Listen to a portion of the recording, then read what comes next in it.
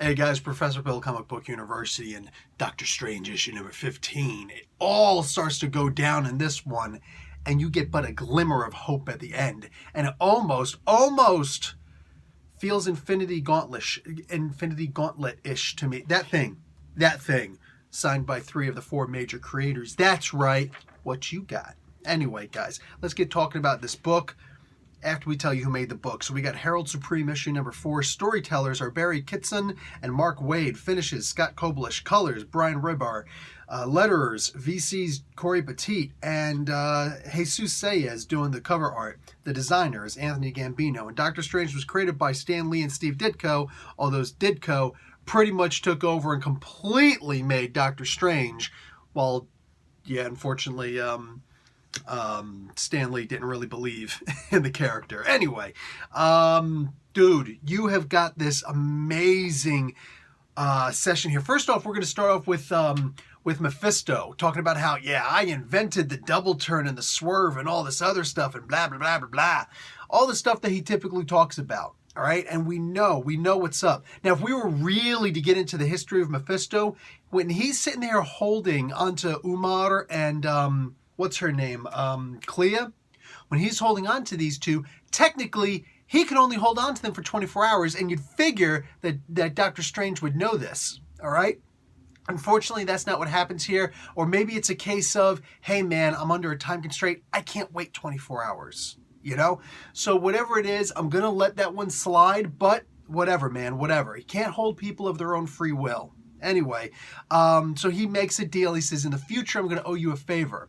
Think about, very importantly, what did Mephisto say about who manipulates who in the beginning of this before the conversation even started, right?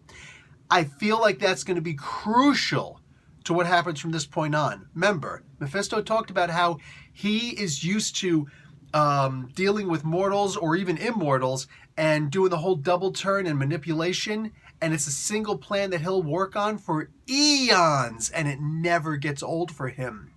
So later on, when it looks like he's out of his league, I'm telling you right now, that's a fake out. That is 100% a fake out. At least it's going to be a crappy story if it's not. I'm positive that's a fake out, though, dude. So later on, we completely forget about Mephisto, and we start working on Doctor Strange doing everything he can to try and get an army together. And unfortunately, he can't get the main 2 players involved in this. Who am I talking about? No problem. It's only $3.99 to buy the book. Adjust for your local currency. Strange does, however, get an army. And this gathering reminds me very Infinity Gauntlet-ish. Seeing the people who were here, like especially some of the bad guys who were here, I'm like, wow. Like, this really gives you an idea of the stakes involved. The fact that certain characters like Nightmare, like they didn't get it at first. They're like, nah, I'm not going to get involved because, right? But they're willing to get involved now because they know they're that far away from just being wiped away. Like, the stakes have just shot up, skyrocketed massively. Doctor Strange versus Dormammu happens in this book. And man, does anybody remember the first time that we saw Dormammu, or one of the first times, when he went head to head against Eternity? Remember that? Man, was that guy stupid. Like, did you really think you was gonna win? Anyway, Dormammu was uberly powerful, but thinking he could go against the embodiment of life, it shows that he thinks a lot more of himself than what's really happening there. And Doctor Strange easily plays this dude like a fiddle. He's like, frog in the corner, he does right. I'm trying to think of how, the devil went down to Georgia goes. I can't remember right now because for some reason I got frog in a corner. Anyway, I bet you it happens to you too. Take that.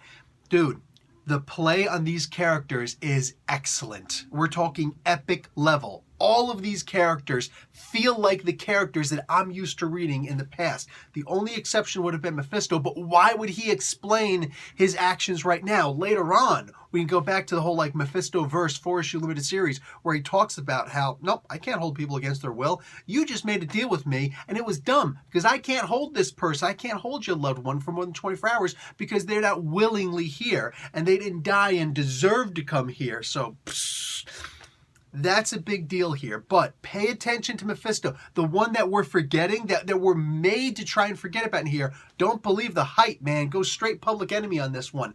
Don't believe that hype. Mephisto is the mother effer here. And I love when characters are played the way that they're meant to be played. Dude, Mark Waid has an understanding of the way that characters are, the characteristics of our favorite characters, the ones we love and the ones we love to hate, and all the 50 shades of gray in between.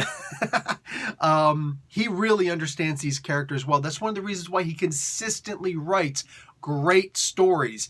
And like any story that he writes that isn't so good is one of those rare outliers where we're just like, oh yeah, you remember when Mark Waid did that? I don't know what was happening there. But anyway, no, think about all the great stuff that he's done.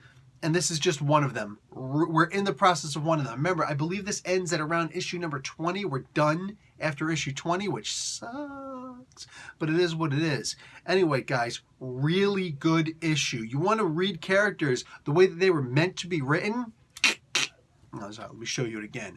$3.99, baby. $3.99. Spread the word. Professor Bill, Comic Book University. Class dismissed.